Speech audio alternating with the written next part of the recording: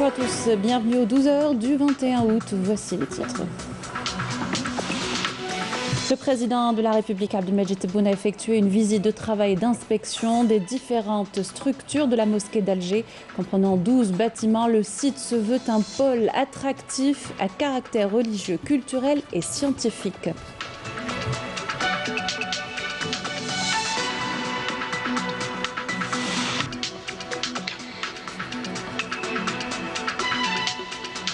L'inauguration officielle de la Grande Mosquée d'Alger aura lieu le 1er novembre, date du 66e anniversaire du déclenchement de la guerre de libération nationale, a annoncé le président de la République, Abdelmajid Tebboune, qui instruit le gouvernement de créer une instance scientifique pour la prise en charge de l'aspect religieux et une grande entreprise pour la gestion et la maintenance des différentes structures du site.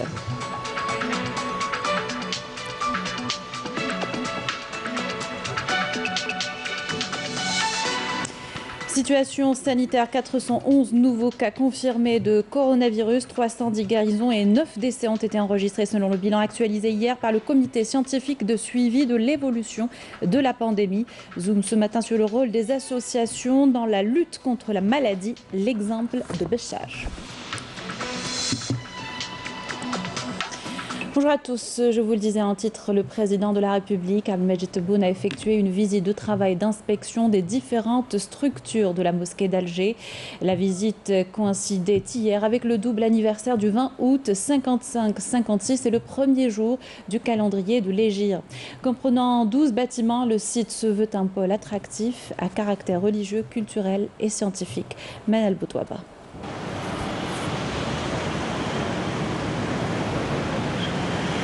Durant la visite de travail du président de la République, Abdelmajid Tebboune, à la Grande Mosquée d'Alger, il a écouté des explications sur le système parasismique installé en bas de l'édifice pour absorber jusqu'à 70% de la puissance des secousses, conçu pour protéger ce monument urbanistique et culturel d'éventuelles catastrophes sismiques. Le système offre une garantie de 80 ans.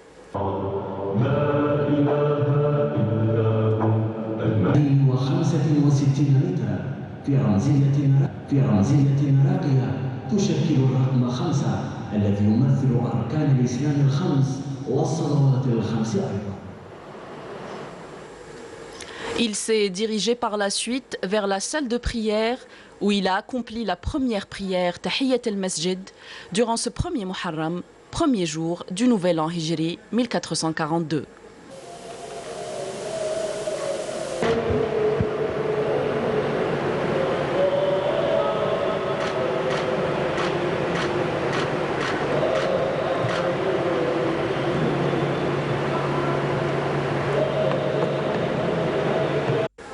Lors de cette halte, le président de la République a mis en avant l'importance de préserver cette salle, réalisée avec des matières premières locales et par des compétences locales, tout en insistant sur la nécessité de sauvegarder ses différentes composantes. S'étalant sur une superficie de 22 000 mètres carrés, la salle de prière peut accueillir jusqu'à 120 000 fidèles avec la cour et l'esplanade. Ornée d'un tapis comportant les symboles de 29 régions du pays, cette salle est munie d'un minbar et d'une balustrade en bois décoré. Le mihrab est incrusté par les 99 noms saints d'Allah. La salle est embellie par un lustre de 9,5 tonnes. 1174 points d'ablution seront mis à la disposition des fidèles, ainsi que 158 sanitaires. Le président de la République a par la suite visité l'immense esplanade de Jama' al-Jazair, entourée de jardins et de bassins.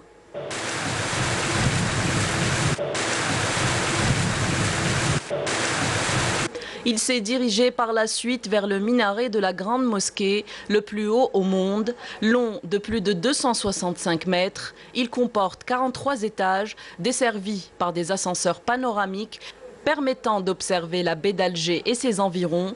Chaque étage est doté d'un espace fonctionnel. Un grand foyer est prévu au pied du minaret, un musée et un centre de recherche pour l'art et l'histoire islamique. Parmi les 12 bâtiments dont dispose la plus grande mosquée d'Afrique, le centre culturel de 8000 mètres carrés de superficie, pouvant accueillir 3000 personnes, comportant Une grande salle de projection, un grand hall d'exposition et une bibliothèque riche d'un fonds d'1 million de livres.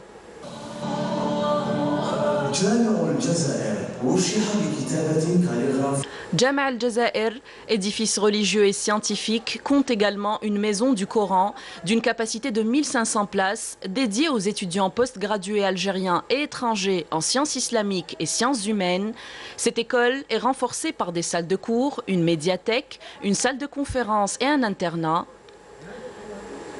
Lors de son inspection des lieux, le président de la République a instruit le gouvernement de créer une instance scientifique au plus haut niveau pour la prise en charge de l'aspect religieux ainsi qu'une grande entreprise pour la gestion et la maintenance de ce site déployé sur 30 hectares, véritable chef-d'œuvre architectural et religieux multifonctionnel. Abdelmajid Tebboune annoncera également que l'inauguration officielle de la grande mosquée d'Alger se fera le 1er novembre prochain, 66e anniversaire du déclenchement de la guerre de libération nationale.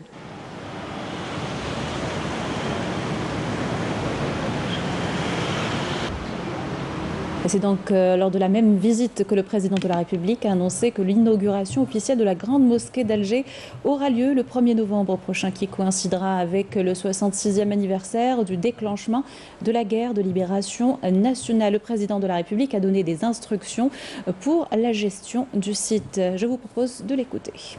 Je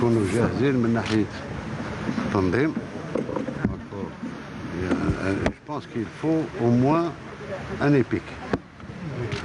اللي يسير المرافق كلها تسير اليومي ولا من الناحيه العلميه والدينيه هو انتهى ما فيش نخلقوا هيئه ما ولازم تكون هيئه في المستوى عالي. بروفيسور احنا رانا مجهزين حاجات كيما هذه. شوف ولو الاستعانه بالمعاهد الكبرى في العالم بالنسبه نقعدوا في الدين تاعنا الوسطي تاعنا مرجعيتنا.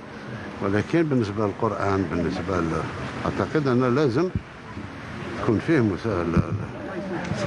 مساهمات دولية العالم الإسلامي ما عاداش اللي يتناقض مع توجهاتنا نبقوا حنا على كل حال وباقي دروك يفو ان ايبيك اللي من النهار الأول هو يدبر راسو لونتروتيان لا مانتونونس اللي يخص الماء الكهرباء لي زيسباس فير لونتروتيان تاع كلش. الا بغينا نرفق اللي هو الثالث في العالم بعد الحرمين خصنا شركه في مستوى شركه اللي قائمه بالتسيير نتاع واحد نتاع الحرم المكي ولا الحرم المدني. حنا نتعاقدوا معها والكل ما تنقص من الخدمات تنحي لها كونتراكتيرمون ما يدبروا روسهم. عندها لا سيكوريتي ثاني عندك لا سيكوريتي عندك لا مانتونونس وعندك لونسينيومون الجانب الديني. الوغ تفاهموا عليها تلاقوا يفو مع البريمي مينيستر يفو اون سوسيتي و سي با نيمبورت كي. On traite avec une société très importante, capable d'entretenir 30 hectares d'édifices et autres, ça va de la moquette jusqu'à... وهي براسها سوتريت مع لي ستارت اب تاعنا باش سوتريتي الالكتريسيتي مع هذا باش سوتريتي الاخر براسها سونوريزاسيون الى غير. حنا نعرفوا ان ريسبونسابل هذه من جهه لونتريتيان من جهه الديني راه ثم دروك شوفوا لو ديريكتوار ان شاء الله شكون يكون الريكتور تاع تما. الريكتور سافو دير كفاءة دينية وكفاءة علمية وكفاءة كونساي سيونتيفيك. فيه المسجد فيه المعهد فيه المكتبة فيه استغلال المخطوطات وترميم المخطوطات والى اخره. ترى مجمع كبير ويجوا الناس سي سير. الواحد يدير حسابه بلي يكون فيه تكوين بوست جراديواسيون بالنسبه للجامعات نتاعنا، بوست جراديواسيون بالنسبه للدول الافريقيه وغير الافريقيه، ممكن تكوين الائمه يعني درجه عاليه مستوى عالي بالنسبه اللي يشرفوا الدين ويشرفوا هذه وظيفة دار القرآن سيدي الرئيس اللي فيها الماستر والدكتوراه. مبدئيا ان شاء الله نجملوا التدشين ما نتباركوا ان شاء الله باول نوفمبر ان شاء الله كنوفمبريين. Et je vous le disais tout à l'heure, le président de la République, Abdelmajid Tebboune, chef suprême des forces armées, ministre de la Défense nationale, a inauguré hier à Ain Nadja le cercle de la garnison de l'armée nationale populaire relevant de la première région militaire.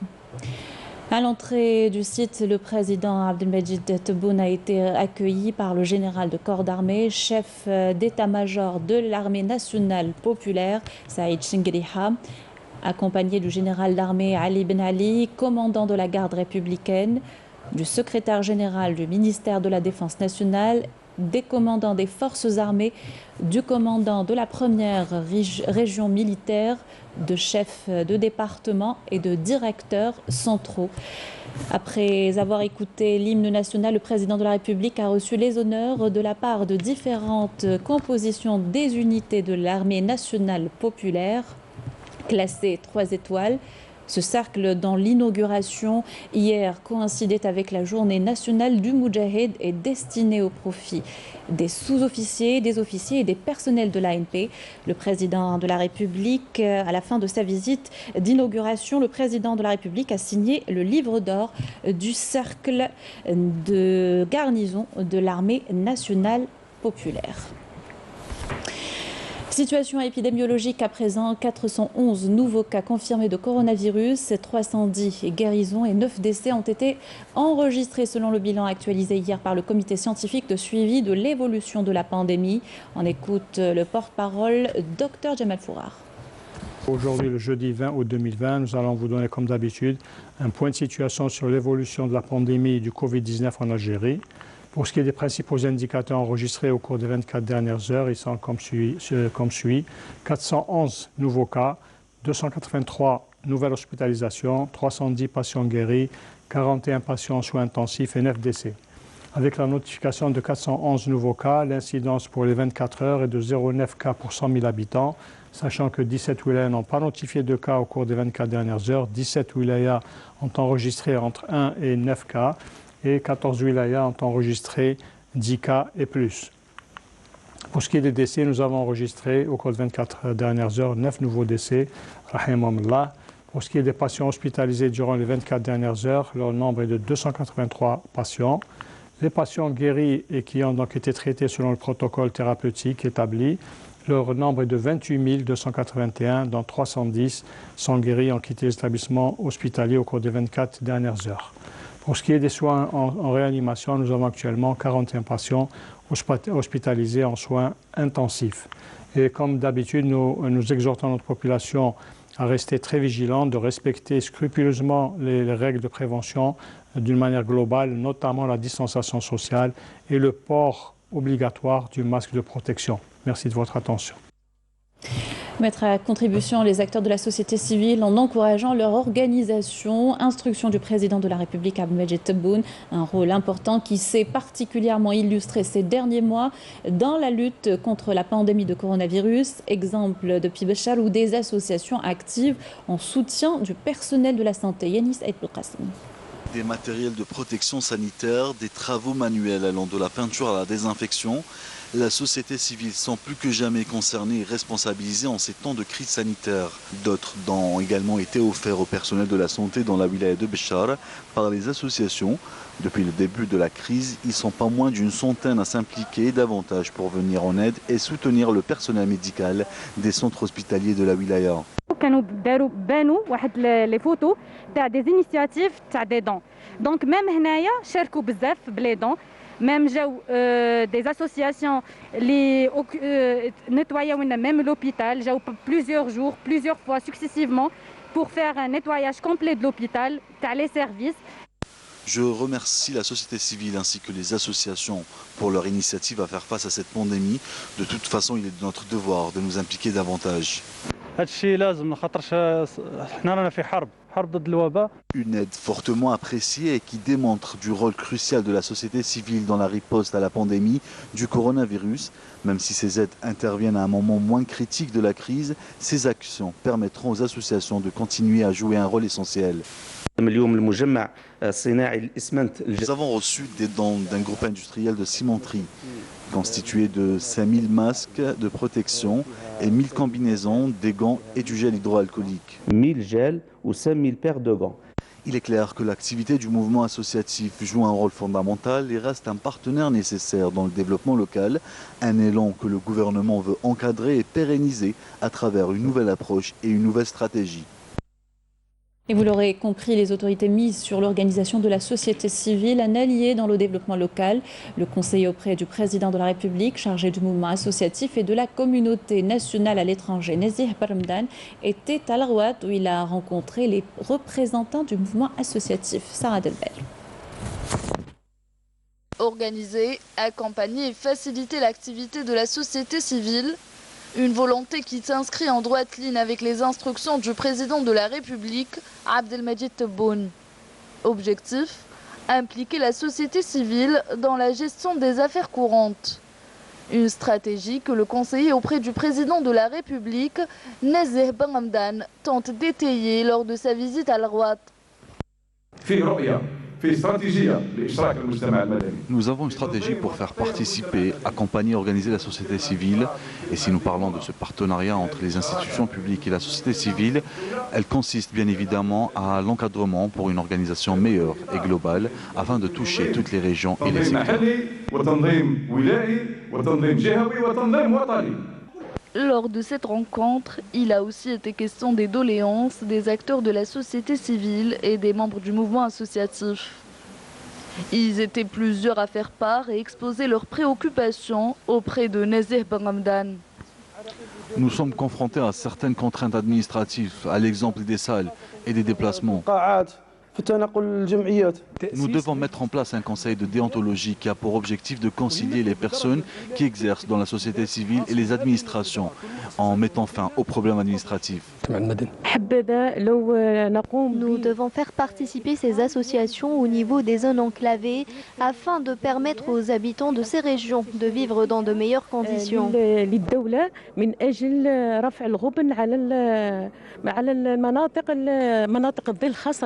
À la fin de sa rencontre, le conseiller auprès du président de la République chargé du mouvement associatif et de la communauté nationale à l'étranger a mis l'accent sur le rôle de la société civile dans les institutions publiques et l'importance des citoyens pour bâtir une stratégie future qui permettra de construire une Algérie nouvelle. Et cette triste nouvelle, le commissaire principal de police, Mohamed Lazouni, nous a quittés ce matin à l'âge de 83 ans. Le défunt était célèbre pour son émission de prévention routière, Short El Marfi. En plus de ses fonctions au sein de la police nationale, Mohamed Lazouni s'est consacré aux nombreuses campagnes de sensibilisation contre les dangers de la route, et ce à travers tout le territoire national. Sa bienveillance et sa voix particulière ont marqué les ondes de la radio et les écrans de nos téléspectateurs. À l'étranger, ouverture des frontières aériennes et terrestres du Mali. Dès aujourd'hui, selon un bref communiqué lu à la télévision nationale, frontières fermées depuis la prise de pouvoir mardi par des militaires. Le président malien a été arrêté en compagnie de son premier ministre et des membres de son gouvernement et emmené dans le camp militaire d'où était partie une mutinerie en début de journée. Ibrahim Boubacar Keïta a présenté sa démission forcée pour éviter que du sang ne soit versé, a-t-il déclaré. Toutes les institutions officielles et les pays dont l'Algérie condamnent ce changement anticonstitutionnel. Hier, les pays voisins du Mali ont réclamé le rétablissement du président malien Ibrahim Boubacar Keïta et décidé d'envoyer immédiatement une délégation à Bamako. De nouveaux bombardements contre la bande de Gaza ce vendredi. L'aviation de l'occupation israélienne ciblait plusieurs sites de l'enclave palestinienne, déclenchant des incendies et causant d'importants dégâts matériels. Plusieurs habitations de citoyens palestiniens ont été touchées par ces raids. Il s'agit de la dernière, plutôt du dernier d'une série de frappes aériennes qui durent depuis jeudi, plongeant encore plus l'enclave palestinienne dans une situation humanitaire difficile. La bande de Gaza subit un blocus depuis plus de 10 ans et fait l'objet de mesures punitives illégales régulières renforcées ces derniers jours. Tout de suite, un tour du monde signé Yamina Saïdji. Après avoir accepté l'investiture du Parti démocrate pour l'élection présidentielle, Joe Biden est accueilli par un feu d'artifice à la sortie du Chase Center de Wilmington, dans le Delaware. Plusieurs candidats qui se sont présentés à l'investiture démocrate font l'éloge de leur ancien rival Joe Biden lors de la 4e nuit de la Convention nationale démocrate qui s'est tenue en ligne en raison de la pandémie de coronavirus. La France, l'Allemagne et le Royaume-Uni ne soutiennent pas l'initiative prise à l'ONU par les États-Unis pour réclamer le rétablissement des sanctions internationales contre l'Iran, accusé d'avoir violé l'accord de 2015 sur le nucléaire.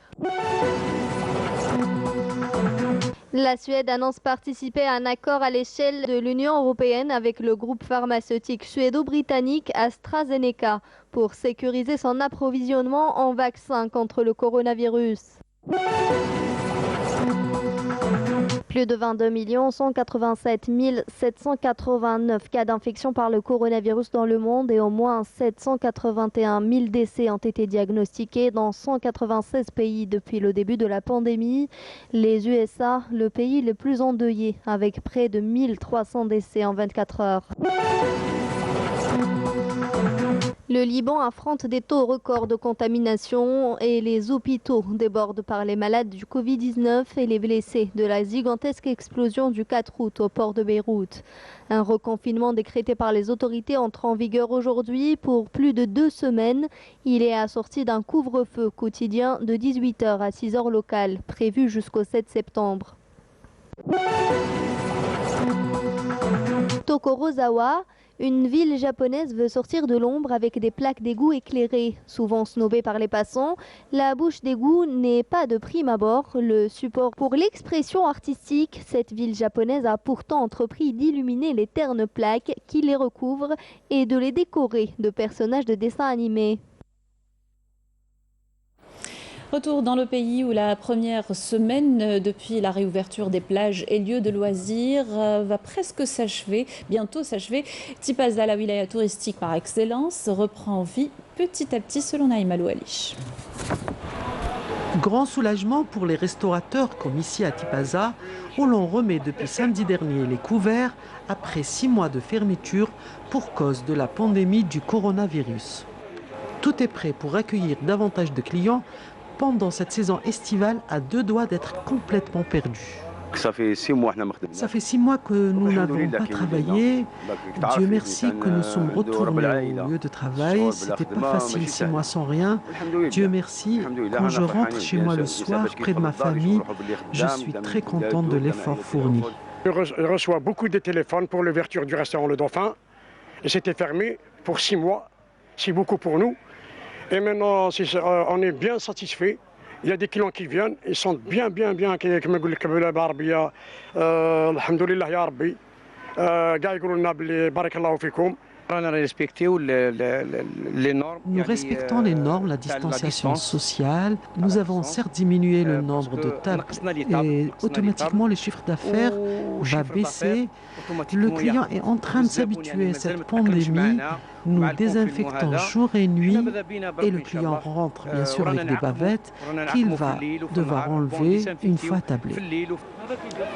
Ces restaurateurs qui ne mettent plus qu'une table sur 2 ont vu leur chiffre d'affaires baisser de 60%, cependant qu'ils peuvent miser sur les terrasses et autres ventes à emporter.